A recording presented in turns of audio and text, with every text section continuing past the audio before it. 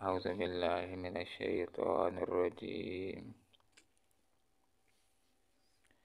بسم الله الرحمن الرحيم. يا أيها الذين آمنوا اركعوا واسجدوا واعبدوا ربكم وافعلوا الخير لعلكم تفلحون. صدق الله العظيم. سبحانك لا علم لنا إلا ما علمتنا إنك أنت العليم الحكيم. یا ایھا الذین وہ لوگ جو آمنو ایمان لائے ہو، رکوع کرو، واسجدو اور سجدہ کرو، وعبدو اور عبادت کرو، ربکم اپنے رب کی، وفعلو اور کرو الخیر نیک کام، اچھے کام، خیر کے کام، برائی کے کام، لعلکم تفلحون تاکہ تم فلاح پاؤ، تاکہ تم کامیاب ہو جاؤ۔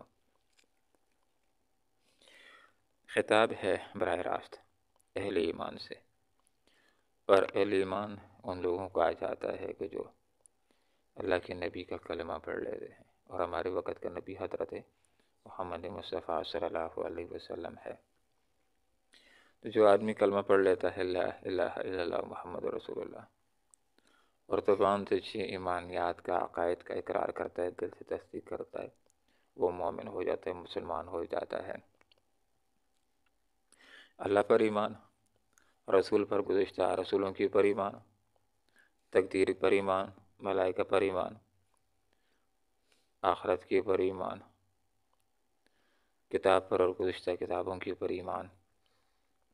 یہ چھ عقائد کا جب آدمی زبان سے اقرار اور دل سے تصدیق کر لیتے تو مسلمان ہو جاتا ہے۔ اب اس مومن بندے کو اپنی کامیابی 100% یقینی بنانے کے لیے، ایسی بنانے کے لیے کہ وہ جہنم میں سے بچ کر براہ راست جنت میں جانے والا بن جائے آخرت کے اندر، تو اس کو نیک اعمال کا سہارا لینا ہوگا۔ والعصر ان الانسان لفی خسر، قسم ہے زمانے کی بے شک سارے کے سارے انسان خسارے میں ہیں، جو بھی ہے انسان نقصان میں، ناکامی میں، الا الذین آمنوا وعملوا الصالحات، ما سوائے ان لوگوں کے جو ایمان لائے اور نیک اعمال کرتے رہے۔ جو آدمی مومن ہو جاتا ہے وہ نقصان سے باہر آ جاتا ہے۔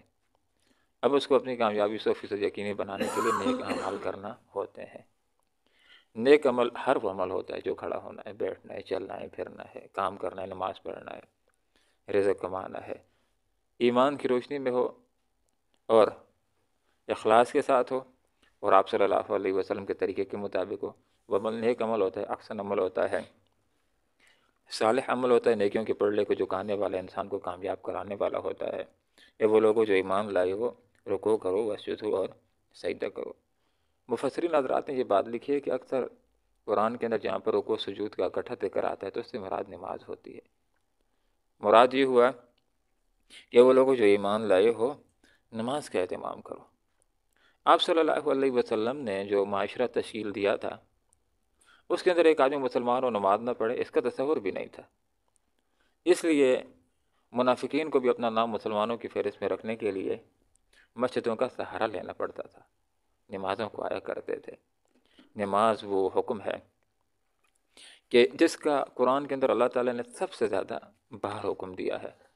آپ صلی اللہ علیہ وسلم نے ارشاد فرمایا، حدیث کا یہ مفہوم ہے، آخرت میں سب سے پہلے نماز کے بارے میں پوچھا جائے گا، جو اس میں کامیاب تو انشاءاللہ اور بھی کامیاب ہو جائے گا، لیکن جو اس میں ناکام ہوا وہ اور بھی ناکام ہو جائے گا۔ نماز کی اہمیت کیا ہے، اس کی فضیلت کیا ہے؟ آپ صلی اللہ علیہ وسلم نے ارشاد فرمایا کہ جس نے نماز کی محافظت کی تو یہ نماز آخرت میں اس کے حق میں نور ہوگی، دلیل ہوگی، برہان ہوگی اور نجات کا ذریعہ ہوگی، اور جس نے نماز کی محافظت نہ کی تو یہ نماز اس کے لیے نہ نور ہوگی، نہ دلیل ہوگی، نہ برہان ہوگی اور نہ نجات کا ذریعہ ہوگی۔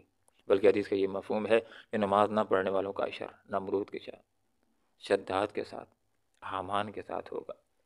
حدیث کے اندر آتا ہے، آپ صلی اللہ علیہ وسلم نے ارشاد فرمایا، حدیث کا مفہوم ہے کہ اللہ رب العالمین نے نمازی آدمی کی بخشش کو اپنے ذمہ لے رکھا ہے، اور جو نماز کا اہتمام نہیں کرتا ہے تو اللہ نے اس کی بخشش کو اپنے ذمہ پر نہیں لیا، مرضی کے اوپر چھوڑا، چاہے گا تو بخش دے گا، نہیں چاہے گا تو نہیں بخشے گا۔ تو اہل ایمان کو براہ راست یہ حکم ہے، وہ لوگوں جو ایمان لائے ہو، رکوع کرو اور سجدہ کرو۔ مراد یہ ہے کہ اہل ایمان نماز کا اہتمام کرو۔ وَاعْبُدُوا رَبَّكُمْ، اپنے رب کی بندگی کرو۔ تو عبادت کے اندر نیک کام کرنا بھی خود بخود آ جاتا ہے، اور عبادت کے اندر نماز پڑھنا بھی آ جاتا ہے، لیکن خصوصیت کے ساتھ ان کا تذکرہ کر دیا کہ ان کے اوپر خصوصی توجہ دو۔ وَاعْبُدُوا رَبَّكُمْ، لوگوں اپنے رب کی بندگی کرو۔ عبدہ یا عبدو کے تین مطلب ہوتے ہیں: پوجا و پاٹ، بندگی و غلامی، اطاعت و فرمانبرداری۔ تو اللہ رب العالمین نے جو ہمیں اپنی عبادت کے لیے پیدا کیا ہے، وَمَا خَلَقْتُ الْجِنَّ وَالْإِنسَ إِلَّا لِيَعْبُدُونَ، میں نے جنوں کو پیدا نہیں کیا، انسانوں کو پیدا نہیں کیا مگر اپنی بندگی کے لیے۔ تو حقیقت کے اندر وہ بندہ عبادت کے تقاضوں کو پورا کرنے والا ہے کہ جو پوجا و پاٹ بھی صرف اللہ کی کرے۔ پوجا و پاٹ سے مراد یہ ہوتا ہے کہ رکوع کرنا ہے تو اللہ کے آگے، سجدہ کرنا ہے تو اللہ کے آگے، نماز پڑھنی ہے تو اللہ کی رضا کے لیے، نیک کام کرنا ہے تو اللہ کی رضا کے لیے، گناہ سے بچنا ہے تو اللہ کے خوف کی وجہ سے بچنا ہے، اور نام کی نظر و نیاز دینی تو محض اللہ رب العالمین کے نام کی۔ کسی کو دل و دماغ کے اندر بڑا جاننا ہے تو محض اللہ رب العالمین کو، کسی کو حاجت روا سمجھنا ہے، مشکل کشا سمجھنا ہے، قانون ساز سمجھنا ہے تو محض اللہ رب العالمین کو، کسی کو مسبب الاسباب سمجھنا ہے تو اللہ رب العالمین کو، کسی کو حاجت روا اور کسی کو غیب دان سمجھنا ہے تو محض اللہ رب العالمین کو، کسی کے آگے اپنی بگڑیوں کو بنانے کے لیے سوال کرنا ہے، اپنے ہاتھوں کو پھیلانا ہے تو محض اللہ رب العالمین کے آگے۔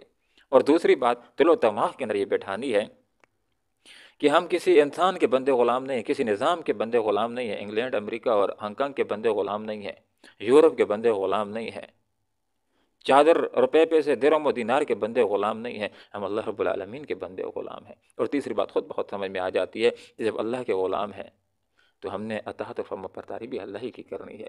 جیسے اللہ کی اطاعت کرتے ہیں مسجد کے اندر، اسی طرح گھر کے اندر، دکان کے اندر، اور کرسی عدالت کے اوپر اور کرسی اقتدار کے اوپر بھی اللہ ہی کی ہم نے اطاعت کرنا ہوگی اگر ہم عبادت کے تقاضوں کو پورا کرنا چاہتے ہیں۔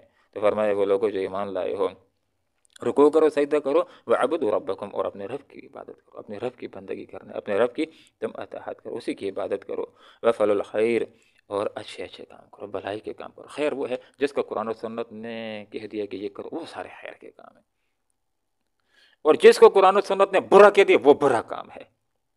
علماء نے ایک مطلب یہ بھی لکھا ہے، خیر سے مراد خدمت خلق ہے، نیکیوں میں پیارا تھا کام، اللہ کی رضا کے لیے کسی کے ساتھ خگیڑا کرنا، کسی بندے کو پاؤں کے اوپر کھڑا کرنا اللہ کی رضا کے لیے، اس کے اوپر احسان چڑھانے کے لیے نہیں۔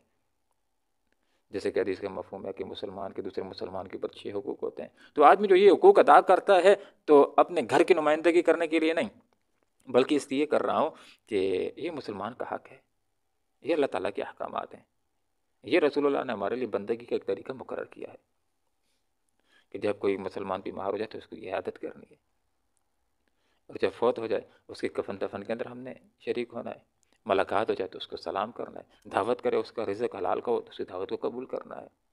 تو فرمایا وَافْعَلُوا الْخَيْرَ، اچھے کام کرو، بد کام نہ کرو، برے کام نہ کرو۔ برا کام کون سا؟ جس کو قرآن و سنت نے برا کہہ دیا ہے، جس کو قرآن و سنت نے برا کہہ دیا ہے، غیبت کو برا کہا ہے، جھوٹ کو برا کہا ہے، قتل کو برا کہا ہے، زنا کو برا کہا ہے، سود کھانے کو برا کہا ہے، تو یہ سارے بد کام، ان سب کاموں سے ہم نے بچنا ہے۔ کس کو اچھا کہا ہے؟ نماز پڑھنے کو اچھا کہا ہے، سچ بولنے کو اچھا کہا ہے، وعدے کو پورا کرنے کو اچھا کہا ہے، جہاد فی سبیل اللہ کرنے کو اچھا کہا ہے۔ تو جو کام بھی قرآن و سنت نے کہہ دیا ہے خیر، اس کو کرنا ہے، وَافْعَلُوا، کرو۔ کیا کرو؟ الخیر، بھلائی کے کام۔ علماء نے کہہ دیا کہ یہاں پر بھلائی کے کام سے مراد خدمت خلق ہے، لوگوں کی، اللہ کی رضا کے لیے لوگوں کی خدمت کرنا ہے، لعلکم تفلحون، تاکہ تم کامیاب ہو جاؤ۔ ایک آدمی نے بڑی پیاری بات لکھی کہ اللہ کی عبادت کر کے اللہ کو خوش کر لو، کامیاب ہو جاؤ گے، رسول کی اطاعت کر کے رسول کو خوش کر لو، کامیاب ہو جاؤ گے، لوگوں کی خدمت کر کے لوگوں کو خوش کر لو، کامیاب ہو جاؤ گے۔ اللہ رب العالمین نے یہاں پر کامیابی کے لیے ہمیں 3 نکات بیان کر دی، لعلکم تفلحون، تاکہ تم کامیاب ہو جاؤ۔ نمبر 1 کام کیا کرنا ہے؟ نماز ادا کرنا۔ نمبر 2 کام کیا کرنا ہے؟ اللہ کی عبادت کرنی۔ نمبر 3 کام کیا کرنا ہے؟ اچھے اچھے کام کرنے ہیں۔ تو جب نماز کا اہتمام کریں گے، اللہ کی عبادت کریں گے، اچھے اچھے کام کریں گے، تو پھر کیا ہوگا؟ لعلکم تفلحون، کامیاب ہو جاؤ گے۔ اللہ تعالیٰ قرآن و سنت کو سیکھنے کی، سمجھنے کی اور اخلاص کے ساتھ عمل کرنے کی توفیق عطا فرمائے، آمین۔ وآخر دعوانا الحمدللہ رب العالمین۔ یا ایھا الذین، وہ لوگ آمنوا جو ایمان لائے ہو، رکوع کرو، واسجدوا، سجدہ کرو، وعبدوا، اور عبادت کرو، ربکم، اپنے رب کی، وافعلوا، اور کرو الخیر، بھلائی کے کام، اچھے کام، لعلکم تفلحون، تاکہ تم کامیاب ہو جاؤ۔ اللہم ربنا آتنا فی الدنیا حسنہ وفی الآخرۃ حسنہ وقنا عذاب النار برحمتک یا